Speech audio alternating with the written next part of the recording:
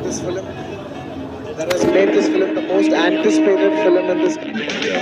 Exactly. The first 30 films of India and coming to the land of films, the Mecca of films, and being appreciated and Best intentions చేశారు. నేను కూడా best intentions cinema చేశా. It's very unfortunate accident.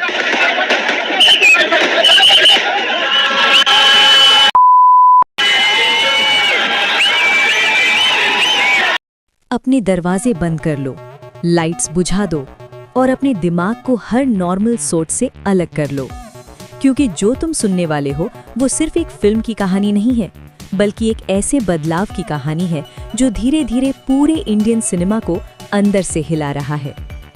पिछले कुछ हफ्तों से तुम सिर्फ नंबर्स देख रहे हो, collection reports, box office updates, social media trends, लेकिन सच इन सब से बहुत ज्यादा गहरा है। तुम्हें लग रहा है कि एक फिल्म सक्सेसफुल हो गई है, लेकिन असल में एक नया दौर शुरू हो रहा है।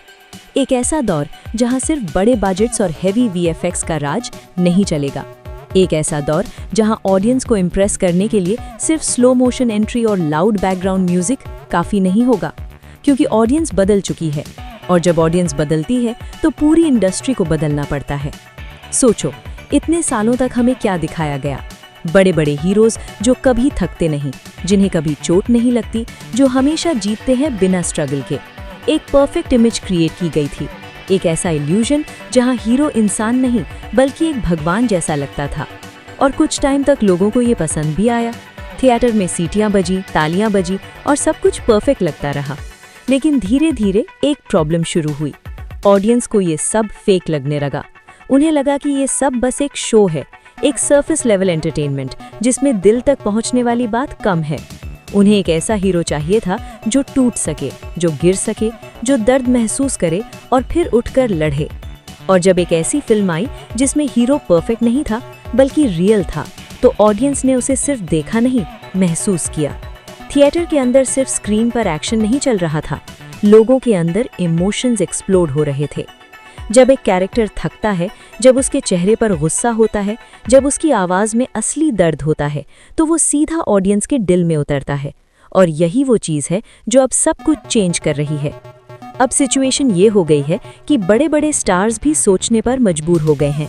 जो लोग कल तक कॉन्फिडेंट थे कि उनका स्टाइल ही सब कुछ है, आज वो अपनी स्ट्रैटेजी रिकंसिडर कर रहे हैं, क्योंकि उन्हें समझ आ गया है कि सिर्फ स्वैग और एटीट्यूड से गेम नहीं जीता जा सकता। अब ऑडियंस को कनेक्शन चाहिए, रियल कनेक्शन। इंडस्ट्री के अंदर एक साइलेंट शिफ्ट चल रहा है। मीटिंग्स हो रही हैं, स्क्रिप्ट्स दोबारा लिखी जा रही हैं, प्रोजेक्ट्स रीथिंक हो रहे हैं, लेकिन बाहर से सब नॉर्मल दिख रहा है। सोशल मीडिया पर सब यूजुअल है, प्रमोशंस चल रहे हैं, लेकिन अंदर ही अंदर सबको पता है कि कुछ बड़ा चेंज हो रहा है। सबसे इंटरेस्टिंग बात यह है कि ये चेंज किसी प्लान का पार्ट नहीं था, ये ऑर्गेनिकली हुआ। किसी ने डिसाइड नहीं किया कि अब ट्रेंड बदलेगा।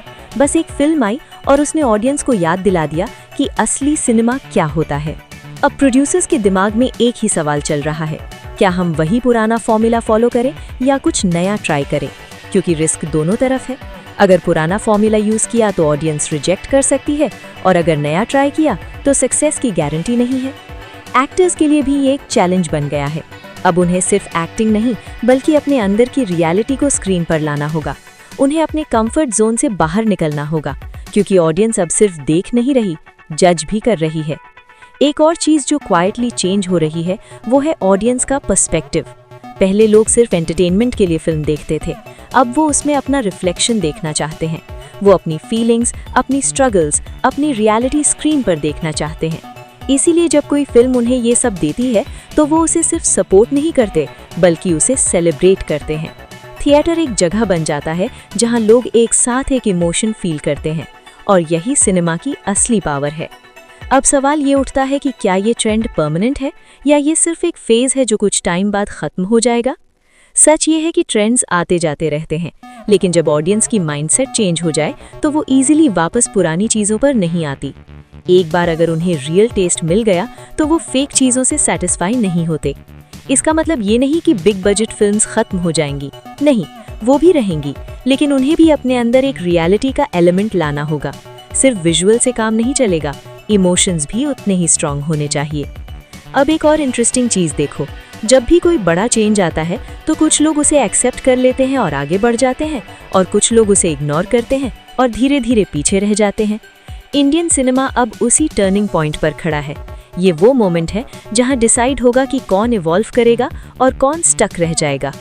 ऑडियंस का ट्रस्ट सबसे बड़ी करेंसी है।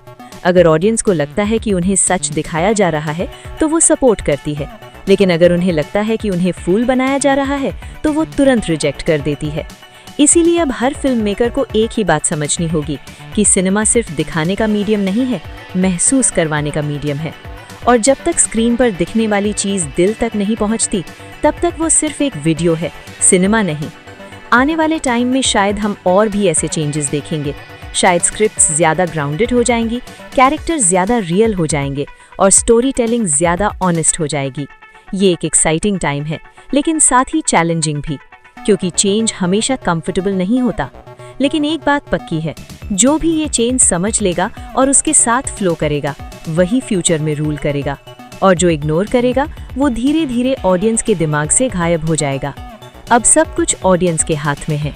वो डिसाइड करेगी कि उन्हें क्या देखना है, किसको सपोर्ट करना है और किस डायरेक्शन में सिनेमा को ले जाना है। इसलिए अगली बार जब तुम थिएटर में जाओ, सिर्फ फिल्म मत देखो, फील करो कि वो तुम्हें क्या दे रही है। क्योंकि आज का सिनेमा सिर्फ स्क्रीन पर नहीं चल रहा, वो तुम्हारे अंदर चल रहा है। और शायद यही वो मोमेंट है जहां से एक नई कहानी शुरू होती है। एक ऐसी कहानी जो सिर्फ फिल्मों की नहीं, बल्कि पूरे इंडियन सिनेमा के फ्यूचर की है।